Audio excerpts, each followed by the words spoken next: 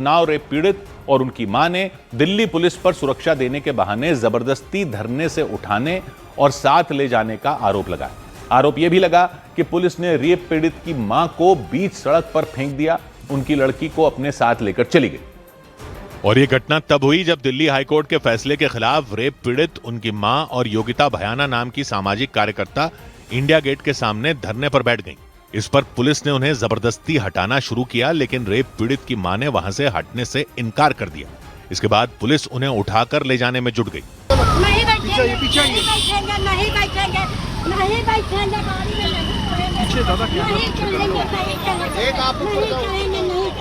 किसी तरह पुलिस के लोग उन्हें खींचकर सड़क पर खड़ी बस के पास ले आए, लेकिन बस के पास पहुंचने के बाद वो सड़क पर ही बैठ गईं और किसी भी सूरत में पुलिस की गाड़ी में नहीं बैठने की जिद पर अड़ गई।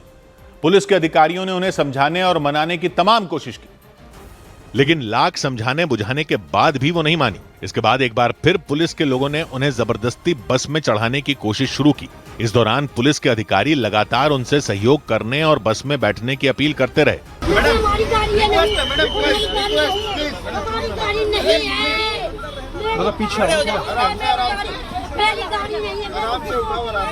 इंडिया गेट के सामने सड़क पर हंगामा होता देख वहां लोगों की भीड़ जुट गई।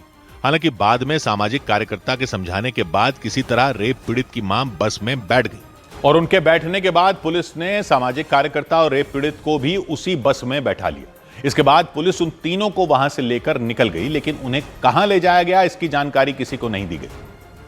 और इसे लेकर रेप पीड़ित के साथ धरने पर बैठी सामाजिक कार्यकर्ता ने पुलिस पर सवाल उठाए। उन्होंने दावा किया कि दिल्ली हाईकोर्ट के फैसले के खिलाफ वो लोग शांतिपूर्वक प्रदर्शन कर रहे थे, लेकिन इसके बाद भी पुलिस ने उन्हें जबरदस्ती हटा दिया। हम यहाँ सिर्फ बैठे थे कि हमें इस जो ये फैसला है उसके खिलाफ है, और उसके बाद कम से कम पुलिस को ये तो देखना चाहिए कि हम लोग कोई नाजायज काम नहीं कर रहे। इतना सब कुछ होने के बाद भी इस मामले में बवाल नहीं थमा।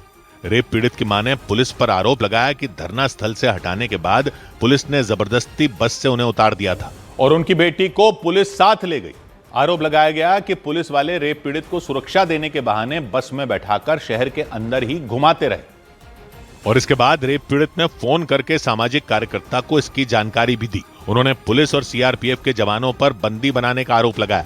मुझे मैम सीआरपीएफ के लोग बंदी बना चुके, गृह मंत्रालय से ऑर्डर आ गया है। सीओ सर बोले हैं कि इनको घर लेके जाओ। घर जाएंगे सर, मैम मेरा मकान मालिक घर खाली करा दिए देगा। इस दौरान वो बुरी तरह घबराई दिखी और मदद की गुहार लगाती रही। ये बताओ कि तुम्हें अभी कहाँ लेके जा रहे हैं, और तुम्हारी मम्मी को तो रास्ते में उन्होंने सड़क पे फेंक दिया ऐसे जैसे कि वही तो यही चीज है ना। बताओ मैम मैं क्या करूं, मुझे घर लेके जा रहे हैं, मैं घर कैसे जाऊं। उन्होंने पुलिस अधिकारियों से भी गुहार लगाई कि वो उन्हें जाने दें, लेकिन लाख मिन्नत करने और गुहार लगाने के बाद भी पुलिस अधिकारियों पर उनकी अपील का कोई असर होता नहीं दिखा। जबकि रेप पीड़ित अधिकारियों को यह समझाने की कोशिश करती रहीं कि उन्हें वकील के पास जाना है ताकि वो दिल्ली हाईकोर्ट के फैसले को सुप्रीम कोर्ट में चुनौती दे सकें। करेंगे नहीं करेंगे आप, मुझे कुछ बताएंगे नहीं बताएंगे आप वकील के पास जाऊं कि ना जाऊं, आपके अकॉर्डिंग सर मैं नहीं जा। अब न्याय। सामाजिक कार्यकर्ता योगिता भयाना से बात करते हुए वो लड़की पुलिस अधिकारियों से झगड़ती भी नहीं। जा सकती हो, मैं नहीं जा सकती हूँ। आप सुरक्षा करें, इसका मतलब ये नहीं मुझे बंदी बना के रखेंगे, मुझे मारने मतलब इसे मुझे वकील से मिलना है सर। कितने बार बोलूंगी। उन्होंने आरोप लगाया कि बार बार पूछने के बाद भी पुलिस ने ये नहीं बताया कि वो उन्हें कहां ले जा रही है, और इसी वजह से रेप पीड़ित और उनकी मां बुरी तरह घबराई नजर आई। सामाजिक कार्यकर्ता योगिता भयाना लगातार रेप पीड़ित के साथ मोबाइल फोन के स्पीकर पर बात करती रहीं ताकि किसी भी तरह उनकी लोकेशन का पता लगाया जा सके। नहीं, उनको बोलो ऑर्डर दिखाएं, आप उतर जाओ, आप गाड़ी से उतर जाओ। बोला हमें नहीं जाना, गाड़ी से उतर जाओ। रेड लाइट पे सुनो, रेड लाइट पे गाड़ी का बटन दबाओ और उतर जाओ। उन्होंने आरोप लगाया कि पुलिस जानबूझकर उन्हें परेशान कर रही है, जिससे वो लोग फैसले के खिलाफ सुप्रीम कोर्ट न जा सके। ये जानबूझ के कर रहे हैं क्या? ये चाह ही नहीं रहे आप साइन करो। जानबूझ के क्या, मैं भी गृह मंत्रालय से ऑर्डर आ गया है, सरकार का ऑर्डर आया है कि विक्टिम की सुरक्षा है तो विक्टिम को कैद रखो। कार में रेप पीड़ित की मां को साथ लेकर सामाजिक कार्यकर्ता लगातार मोबाइल फोन के स्पीकर पर उनसे बात करती रहीं और उनसे किसी भी तरह पुलिस की गाड़ी से उतरने के लिए कहती रहीं। सामाजिक कार्यकर्ता से बातचीत के दौरान रेप पीड़ित ने बताया कि पुलिस अधिकारियों को सरकार से उन्हें सुरक्षा देने का ऑर्डर मिला, लेकिन आरोप लगाया गया कि सुरक्षा देने के बहाने पुलिस उन्हें परेशान करने में जुट गई। इस दौरान रेप पीड़ित ने अधिकारियों से सरकार का ऑर्डर दिखाने की अपील की, लेकिन अधिकारियों पर उनकी अपील का कोई असर नहीं हुआ। बाद में सामाजिक कार्यकर्ता ने रेप पीड़ित को पुलिस से मदद मांगने की सलाह दी। सर मुझे ऑर्डर दिखाइए सुरक्षा में।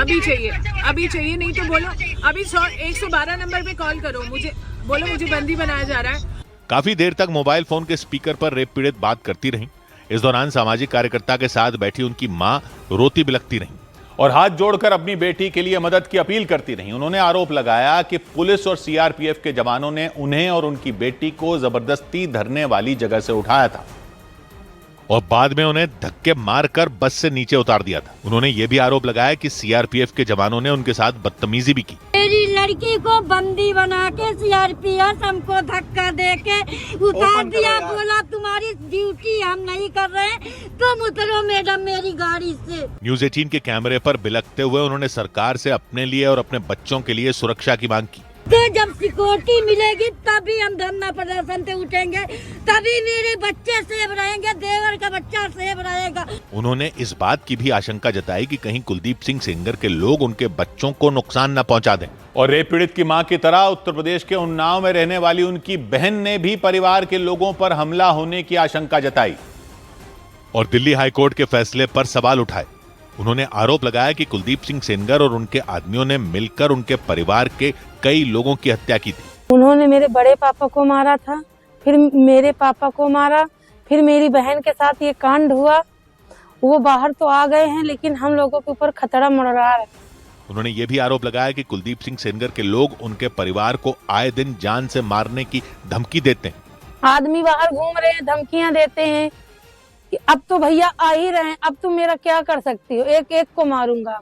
रेप पीड़ित की बहन ने कोर्ट से कुलदीप सिंह सेंगर की जमानत रद्द करने की अपील की और उन्नाव रेप के आरोपी कुलदीप सिंह सेंगर को दिल्ली हाईकोर्ट से राहत मिलने के बाद उनके गांव में लोगों ने खुशियां मनाई। लोगों ने पटाखे जलाकर कोर्ट के फैसले का स्वागत किया और कुछ लोग माखी गांव में उनके घर के बाहर पटाखे जलाते नजर आए। कुलदीप सिंह सेंगर के परिजनों ने दिल्ली हाईकोर्ट के फैसले का स्वागत किया और उन्हें साजिश के तहत फंसाए जाने का आरोप लगाया। भगवान के आभारी हैं कि आज हमारी प्रार्थना सुनी गई और सच की जीत हुई। क्या लगता है साजिश? बिल्कुल साजिशों फंसाया गया, बिल्कुल घोर साजिश, 100% साजिश फंसाई गई। कुलदीप सिंह सेंगर के परिजनों ने उनके बेगुनाह होने का दावा किया। उधर उत्तर प्रदेश के अमेठी में ट्रेन के अंदर छात्रों के बीच मारपीट हो गई। उत्तर प्रदेश के अमेठी में इंटरसिटी एक्सप्रेस ट्रेन में छात्रों के बीच जमकर मारपीट हुई। वहां ट्रेन में चढ़ने को लेकर झगड़ा हुआ और वो लोग आपस में भिड़ गए। इस मारपीट में उनमें एक छात्र के सिर पर गंभीर चोटें आईं। यूपी के प्रतापगढ़ में रेप का एक आरोपी पुलिस को चकमा देकर फरार हो गया। वहां पट्टी थाने की पुलिस ने जावेद नाम के आरोपी को मुठभेड़ के दौरान गिरफ्तार करने का दावा किया था। पैर में गोली लगने के बाद उसे अस्पताल में भर्ती करवाया गया था, लेकिन वो वहां से भाग निकला। उत्तर प्रदेश के मेरठ में एंटी करप्शन टीम ने एक दारोगा को 4 लाख रुपए की रिश्वत लेते रंगे हाथ गिरफ्तार कर लिया। आरोपी दारोगा हापुड़ क्राइम ब्रांच टीम में तैनात बताए गए। आरोप लगाया गया कि बागपत में हुए एक मर्डर के मामले की जांच के दौरान उन्होंने एक पक्ष से रिश्वत लेने की कोशिश की थी।